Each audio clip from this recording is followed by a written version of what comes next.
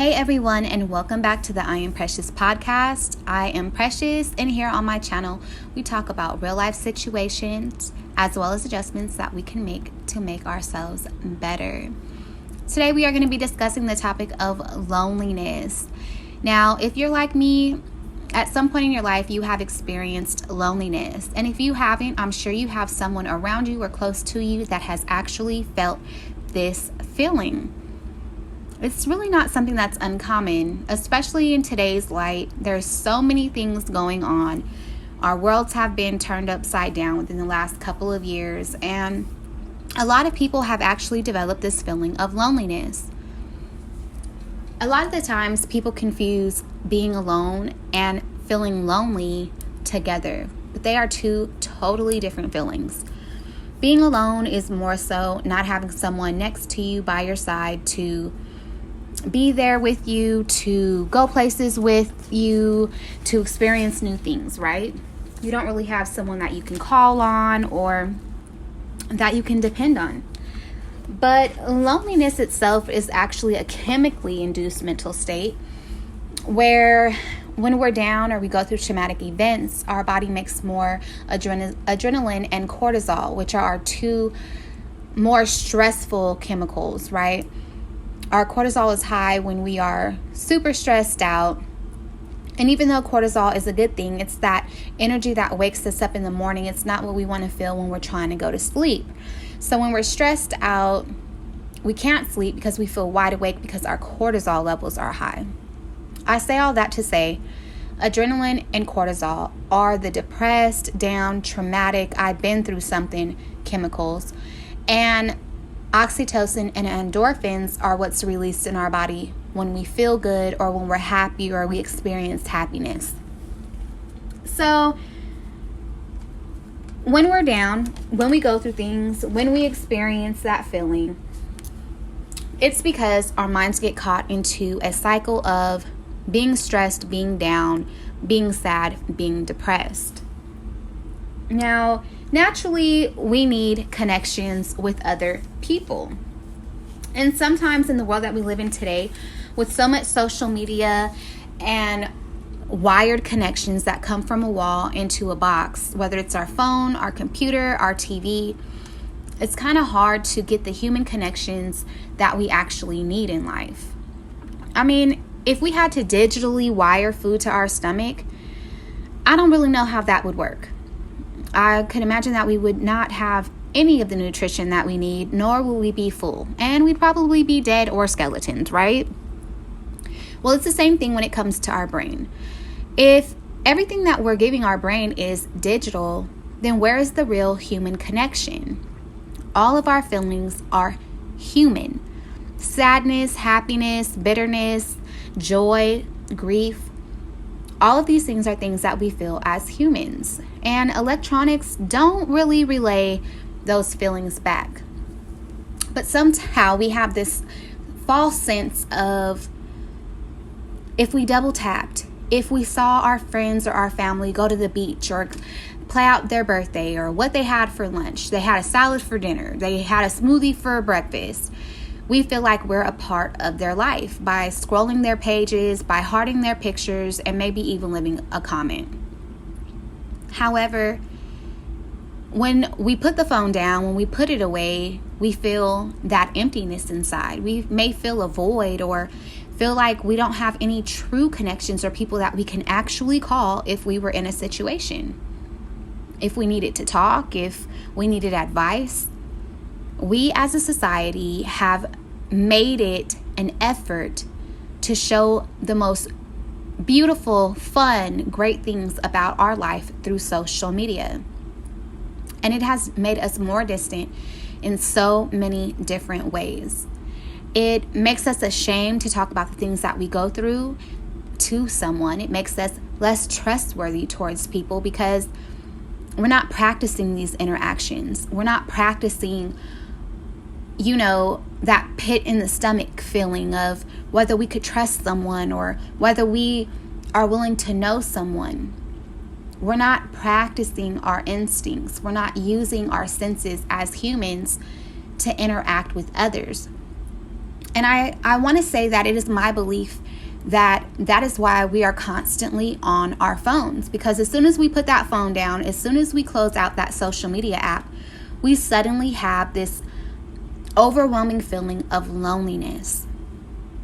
And being on that screen time, being on that phone all day makes us feel like we're connected, and we as humans naturally yearn for that connection.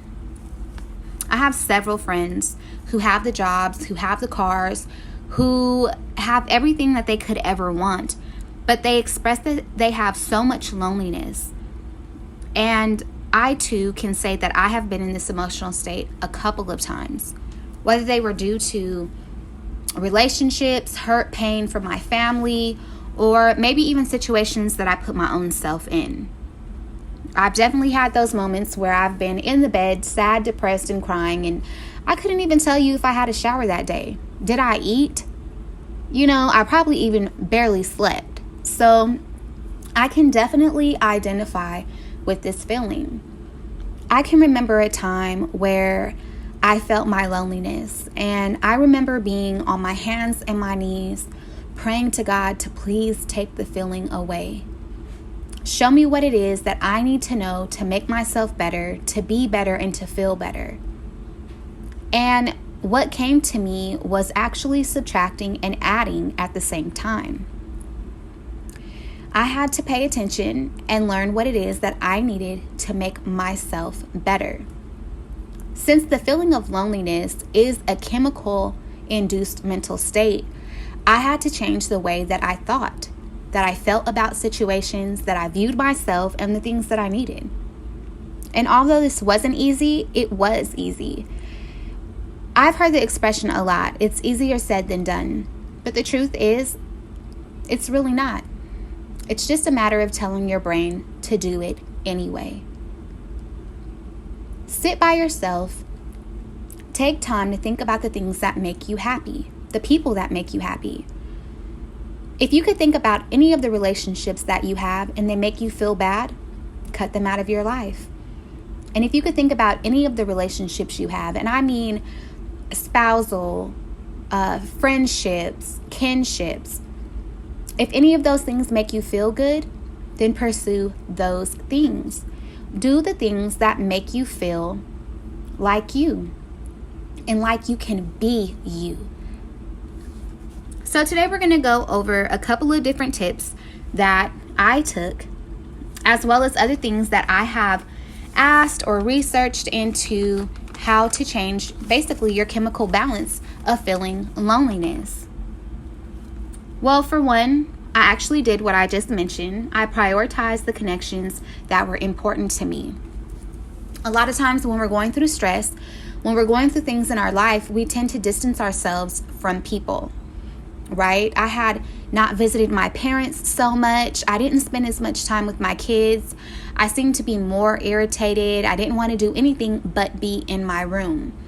And I made it a conscious effort to come out of my room. I made it a conscious effort to call my mom on the phone, go over to her house, visit with her, talk with her, call her and tell her I love her and my dad, rather than texting it to them.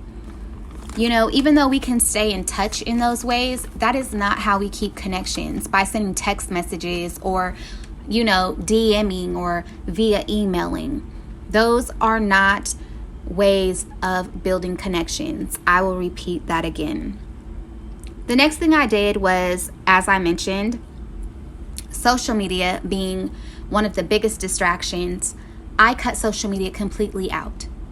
Now, I do still have my accounts because I do have pictures and stuff that I want to be able to reference and go back to. But when it came to constantly checking to see if people were liking my pictures, commenting on my pictures, if someone sent me a DM, every time I saw my notifications go off, I was like a drug addict going to my phone.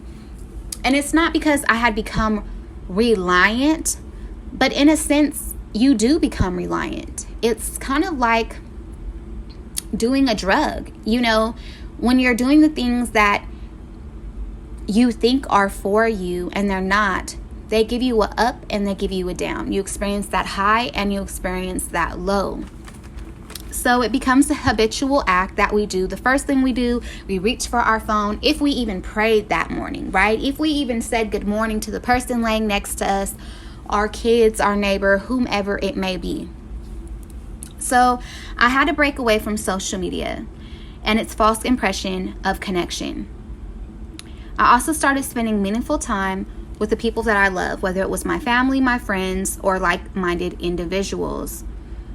I gave time to the people that gave me their time, and I also invested in people who allowed me to be seen, heard, and feel a part of things that served me. In other words, I didn't have friends that told me, or a family that told me what I needed for myself was dumb or boring or stupid. A lot of the times we may have friends or family that live their lives in a certain way, and we may be more reserved, or we may be homebodies. We may not like to be out. We might like to do yoga or write music, and a lot of people genuinely just aren't into stuff like that. But to be able to be around people who support you and who invest in you, no matter what your differences are, no matter who you are or what kind of person you are, I mean, as long as it's a good person, but we're talking about hobbies and character, right? Be around people who support you. Be around people who genuinely want to listen to you in the good times and the bad. People who want to give you advice, people who want to give you kudos, people who support you. Now, how do we overcome the subjective feeling of loneliness that's within us? The first thing is to not ignore it. It's so important that you recognize the cycle of your behavior, of your actions, of the ways that you think, the way that you speak.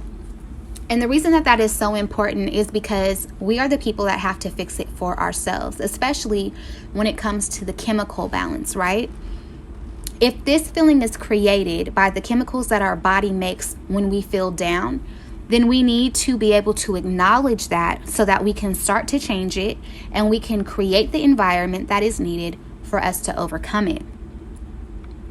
The first thing that you can do when not ignoring it is to social isolate yourself. It may sound crazy, but just like we talked about before, those wired connections, internet connections, phone connections are not what we need. Again, when we feel loneliness, we need to create an environment that gives to us and serves us. As we mentioned before, we need to cut things out. This includes people that are in our families, friends that we've had for years, and we need to recognize that this may be the reason that we have been in these cycles for so long, or how we got in the cycles that we were in. By ignoring what we need and what feels good to us and what doesn't, and by doing things to make other people happy or appeasing others, it distances us further away from who we are. So another thing that we want to be able to do is open up to the people that we do have those quality relationships with. We want to be able to be vulnerable with those people. We want to be able to sustain those quality relationships. We have to be willing to share our imperfections with the people who want to listen and who desire to have the real connections with us as well. Looking around, sometimes we can get the idea that we're supposed to be on a boat somewhere in Cabo, or we should be living a life that does not mirror or look the way that our lives look. Oh, we're always working, or we live in a small town, or we don't have the money to go here and go there. And subconsciously, when we're looking at things that we don't have, when we're looking at things that, we may want or we desire, but that's not within our reach, or things that we wouldn't even normally desire, but, society and social media tells us that we should, subconsciously, it can make us feel like we're missing out, or that our life sucks, or that we should be doing something different or something better, rather than living within our own realm, living within our own means. And that too can bring on the traumatic feelings and depression and negative feelings that we have. I want to give you guys all a challenge For the next 24 hours, I want you to create the environment in your brain, create the space for yourself within your spirit, and I want you to really evaluate who it is that you want to be. If you want to be happy, you can be happy, and you know how? By being happy. By following the things that make you happy. By saying no when you mean no and yes when you mean yes. When we go against the things that we naturally feel, our body goes into a stressful state. Our immune system drops, our heart rates are higher, our blood pressure raises. Be true to yourself. Be true to the things that you need to be successful. Be true to the things that you need to feel love. Be true to the things that you need to make it through, to be the better version of yourself, to be able to add and give to yourself rather than take away with all of the things that are not in alignment with who you are. For the next 24 hours, if you want to be happy, I want you to act happy. I want you to tell yourself you're happy. I want you to tell other people you're happy. Your brain will respond. Your brain will feel how you tell it to feel. Your brain is in charge of every part of who you are. You control you. And if you can pretend and fake it till you make it, I promise you, the key word in that phrase is make it. You will make it.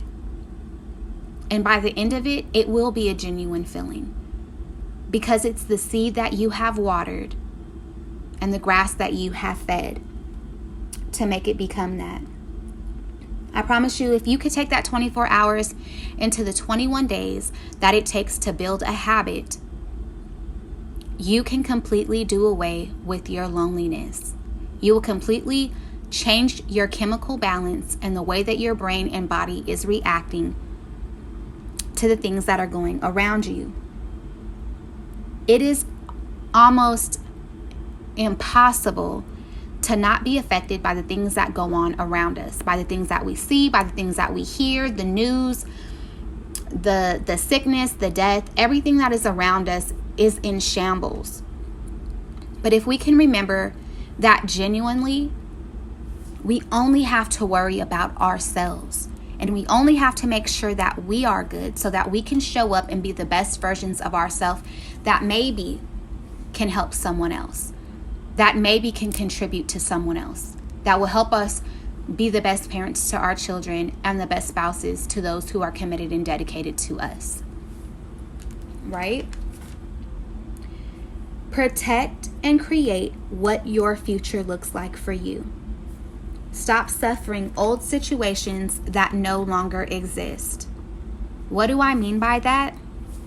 A lot of us experience the stress, the trauma, and the depression because we allow ourselves to relive the trauma felt from our past.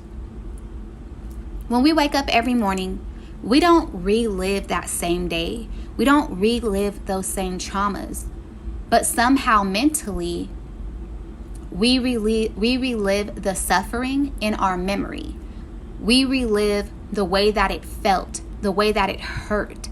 And because we're so busy trying to protect ourselves from being affected like that again, we affect every other part of our life, including our health, our mental health, our physical body health, and everything else about us to reliving the memory, suffering from the memory. You can beat the cycle by creating the chemicals in your body that create the feeling of happiness rather than subjective loneliness. I want to thank you guys for joining me. If you know anybody who can benefit off of this video, please share this video with them. Please like this video, subscribe, and turn on your post notification bell. And until next time, peace.